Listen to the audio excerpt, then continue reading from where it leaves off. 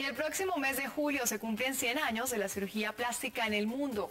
Tanto la cirugía plástica estética como la cirugía plástica reconstructiva, como cualquier cirugía, tiene riesgos y, si es posible, minimizarlos. Por esto, la doctora Lina Triana, presidenta de la Sociedad Colombiana de Cirugía Plástica, nos acompaña esta mañana para hablar acerca del tema. Doctora Lina, bienvenida. Bueno, muchas gracias por la oportunidad del día de hoy. Además de la primera mujer que es presidenta de este gremio en Colombia. Sí, señora. ¿Hace cuánto la nombraron? Bueno, marzo de este año, yo creo que es un gran paso para nuestra sociedad y para nuestra agremiación.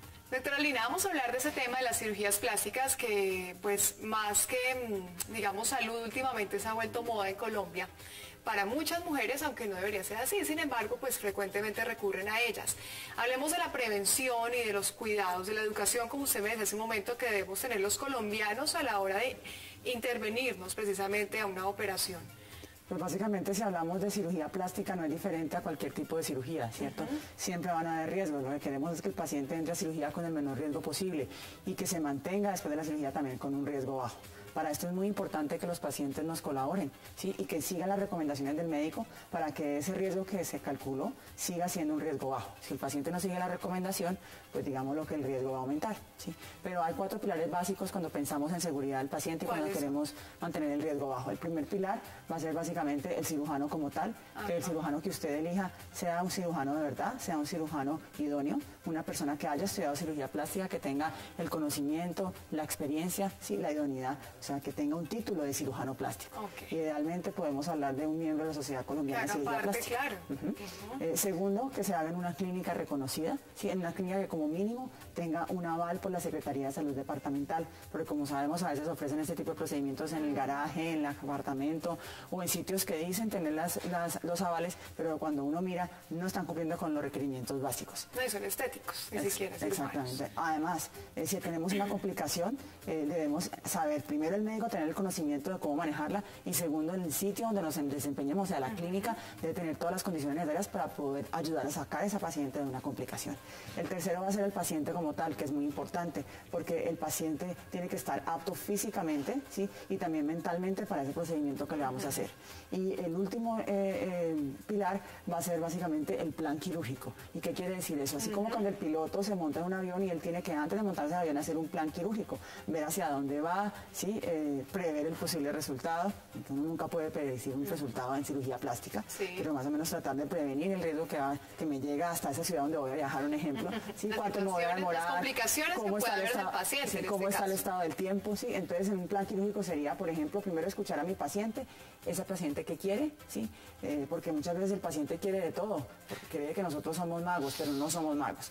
Segundo, examinarla y darme cuenta hasta dónde puedo llegar, explicarle hasta dónde puede llegar esa cirugía y después mirar, listo, entonces esta paciente no debo pasarme de tantas horas en cirugía, no debo perder tanta sangre, sí, para siempre mantener un riesgo bajo, y eso es lo que es el plan quirúrgico. Bueno, ¿cuáles son las cirugías que más se practican o las que se someten las colombianas o los colombianos? Bueno, Colombia no es diferente al resto del mundo. Las estadísticas de la Sociedad Americana, la Sociedad Internacional de Cirugía Plástica Estética mostraron que la cirugía número 1 sigue siendo la lipoescultura y la cirugía número 2 sigue siendo la cirugía de senos. Y en Colombia, que nosotros estamos dentro de los primeros 12 países que más cirugías plásticas estéticas realizan a nivel mundial, seguimos igual, primero lipo y segundo senos. ¿En qué va el tema de las prótesis PIP, doctora? Eso que causó tanto revuelo, pues ¿cuál es la situación actual, digamos que jurídica frente a este caso? Bueno, básicamente nosotros como Sociedad Colombiana de Cirugía Plástica lo único que podemos referir a las pacientes es hacer la recomendación de que se hagan los chequeos periódicos para tratar de diagnosticar en caso de que haya una fractura lo más pronto posible. Pero la recomendación, como siempre, es que acuda a donde un médico idóneo para poder tratar de que se utilice en esa paciente la prótesis ideal. ¿Esas prótesis, pues las mujeres que aún las tienen, puede generar cáncer o eso es un mito? Eso no es cierto. No hay hasta ahora ningún estudio controlado, serio, que pueda comprobar de que una prótesis PIP le dé cáncer a la paciente. Entonces, es importante porque eso causó mucha angustia para nuestros pacientes y como siempre, como decíamos, nuestra labor es educar. Entonces, si hay una paciente que tiene una prótesis PIP, acuda a donde su médico, discuta con él las opciones de tratamiento para poder que se le quite sobre todo esa angustia, porque muchas mujeres están muy angustiadas todavía con esto que sucedió. Bueno, doctora, ya para despedirnos, digamos, ¿qué procedimiento no se debe hacer de pronto con mujeres que tengan, digamos, ciertas, bueno, no sé, características que no les permita, por ejemplo, una paciente diabética o mujeres que, bueno, que sufren ciertas, no sé, en términos médicos, cómo se diga, ciertos síntomas o ciertas enfermedades a que no deben someterse? Bueno, básicamente, si estamos hablando de pacientes con sobrepeso, pues son pacientes que aumentan el riesgo en cirugía. Entonces, muchas veces pensamos que la cirugía plástica me va a poner flaca, y eso no es cierto. El concepto de cirugía plástica es moldear el cuerpo humano, me va a dar forma a ese cuerpo.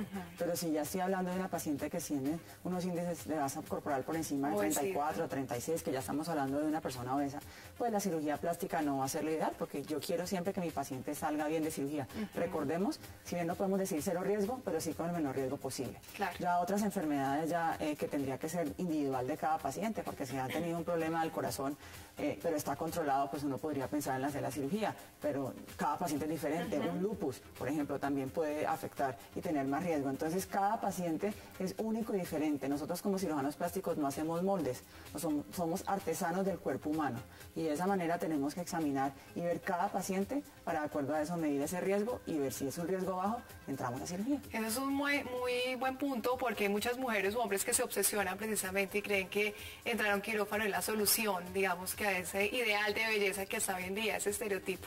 Sí, si bien es cierto que la cirugía plástica nació para mejorar la calidad de vida de nosotros, porque hace 100 años eso fue lo que pasó. Estamos celebrando los 100 años de nuestra especialidad, y pasó por eso, porque los heridos de guerra ya no se morían, pero no quedaban bien, ¿cierto? Quedaban, digámoslo, con deformidades y no podían reintegrarse a su vida laboral o a su vida de familia, y para eso nacimos nosotros, para mejorar la calidad de vida de esos pacientes, y ha seguido siendo igual, y cirugía plástica estética no es diferente. Pero tenemos que tener en cuenta que no somos malos, tenemos limitaciones, tenemos la limitación del cuerpo humano. Bueno, doctora, muchas gracias por esa valiosa información que nos trae esta mañana para educarnos precisamente en este tema. No, gracias a ustedes por el espacio, y como siempre estaremos aquí educando a nuestros pacientes. Bueno, y feliz cumpleaños el próximo mes de julio también a toda la sociedad. Gracias.